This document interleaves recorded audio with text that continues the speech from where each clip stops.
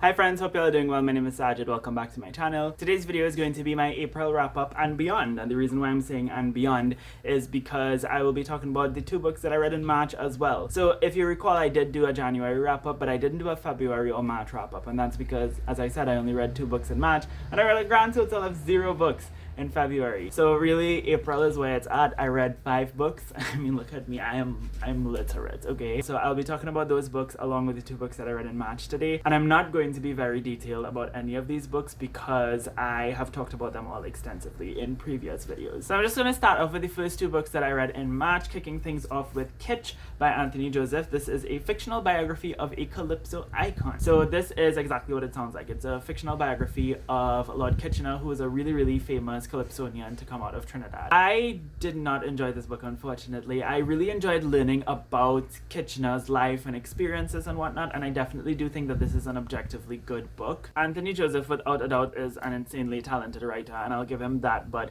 for me, the stylistic choices that he made to tell this story is what really didn't work. It's told over a very long period of time, and the chapters in this book are very short, and they're like months apart between them. So it was very difficult for me to just follow along with the story. It felt very drawn out at times. I found that I wasn't very invested in a lot of what was going on in here, and the fact that the majority of the book takes place from the perspective of other people who were in Kitchener's life as opposed to Kitchener, which is understandable, it just made it difficult for me to connect to Kitchener's, I don't want to say character because he was a real person, but it made it very much difficult for me to connect to the Kitchener that is portrayed in this book. So yeah, I ended up giving this one 2 stars, but again, that's not because it's a bad book, that's because I personally didn't enjoy it based on the stylistic choices of the author. And that's not to say that those choices were bad choices, because they probably work for other readers, and again, it's a well-written story, and Anthony Joseph is a talented writer, so I'm not taking that away from him. I also forgot to mention that I mentioned this in my video that I did recently where I talked about books set in Trinidad, so I was recommending Trinidadian books.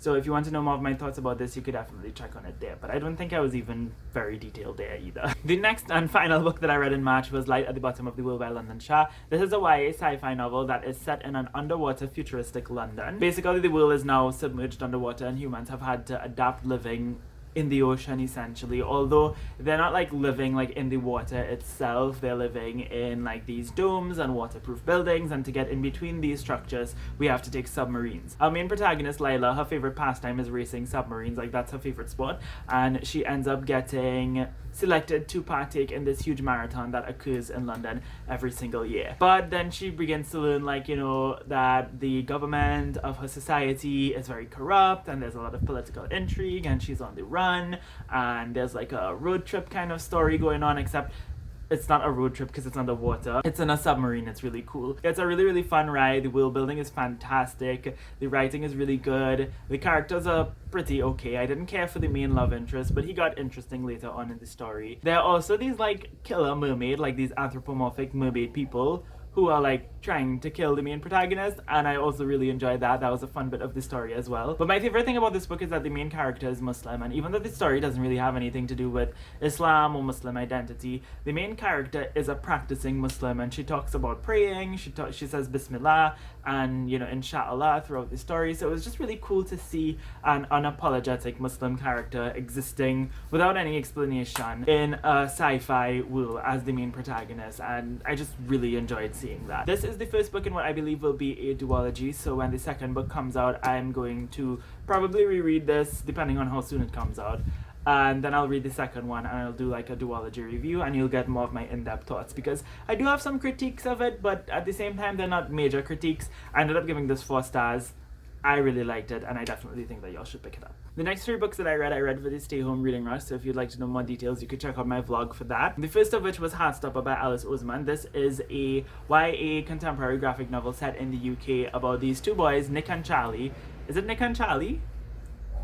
I can't remember if it's Nick and Charlie, and I don't remember which one was which. But it's a really cute story. One of them thinks he's straight, and he's kind of questioning himself in, you know, embarking on this new friendship with the other. And then the other one is kind of trying not to fall too hard because he also believes that the other one is straight. So, you know, we have one character who's questioning and then one character who's openly gay. It's really good. It's cute. Lots of great conversations. I don't have much to say about it. I give it 4 stars. The next 2 books that I read that weekend were very pivotal to me. So they were Asylum Life by Ryan Shah and Valmiki's Daughter by Shani Mutu. So these are both Caribbean books. This one is set in Guyana and this one is set in Trinidad, and they're both like literary fiction, kind of along the same lines as Kitsch, but I actually enjoyed these. So the thing about these two books is that they kind of made me realize that I need to be reading more literary fiction. It is a genre that I've always enjoyed, but I just never really read much of it because of the fact that I'm such a slow reader. I'm always intimidated going into literary books because I feel like I'll probably take months to read them even though I might enjoy them. And that was the case with Asylum Life. This is not even 200 pages long and it took me 300.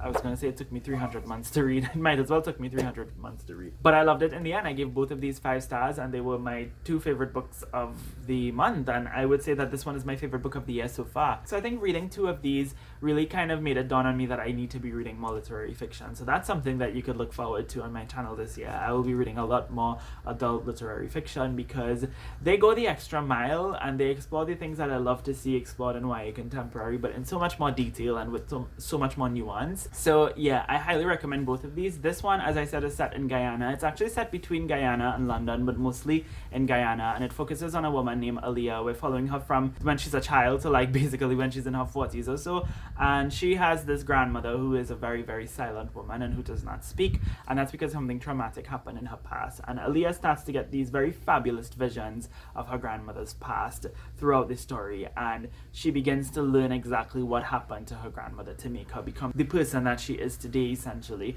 And she also starts to realize that history is kind of repeating itself for her. So it's a really, really great book about history, about knowing your history.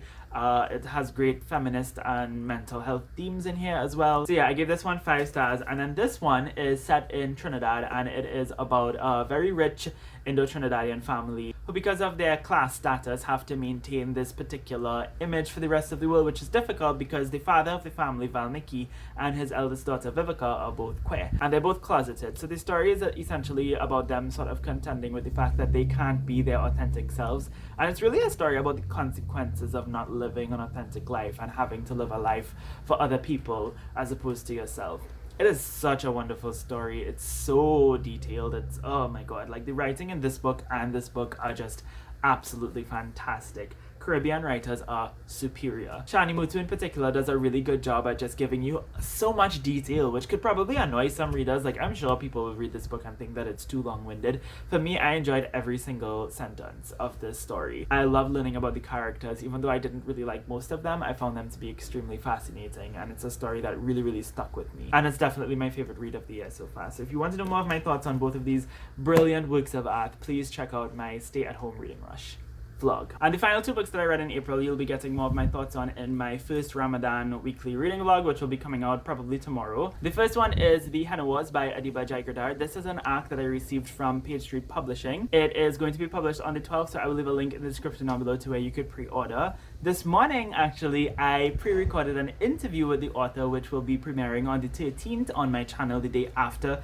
the book will be published. So definitely stay tuned for that, and there will also be a giveaway. We'll be doing a giveaway for 1 copy of this book. So if you're interested, definitely mark your calendars for the 13th and you could enter the giveaway and potentially win a copy of the Hana Wars courtesy of Page Street Publishing. But yeah, it was a really great discussion that I had with Adiba, and she gave me so much more insight for the story as well, and it was just a wonderful experience. And this is also just a fantastic book by itself. It is a YA contemporary novel about these 2 girls. Well, the main protagonist is Nishat. She is a Muslim Bengali girl who comes from a fairly conservative family, and she decides to come out to her parents as a lesbian, and they don't take it too well. At the same time all of that is going on, she ends up being assigned a project in her business class to start a business, and this other girl in her class named Flavia, who she has this huge crush on, decides that she wants to start a henna business. The only problem is that Nishat also wants to start a henna business, so the 2 of them end up in competition with each other. And not only is the extra competition from your crush frustrating enough, but Nishat also feels as though as if Flavia is appropriating her culture. So cultural appropriation is actually a huge conversation in this book as well. I love this book for so many different reasons, and I think that I'll have to do a separate review altogether to talk about it.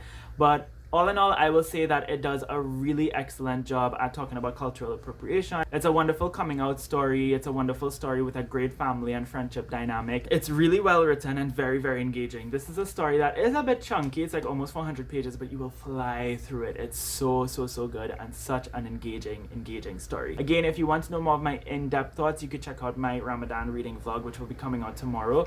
And you could check out or stay tuned for my review of this book, as well as stay tuned for the interview with the author. Oh, and star rating wise, I would give this like 4/4.5 stars. It was really good. And then the final book that I have to talk about is Dear Haiti Love Elaine by Micah and Maritza Mulit. They are two sisters who wrote this one book, and they're really good because this book was really good. This is a story about a girl named Elaine who is Haitian American, and an incident ends up happening where she eventually becomes suspended from school. So she is shipped off to her parents' homeland of Haiti, where she spends a couple months with her aunt and her mother there.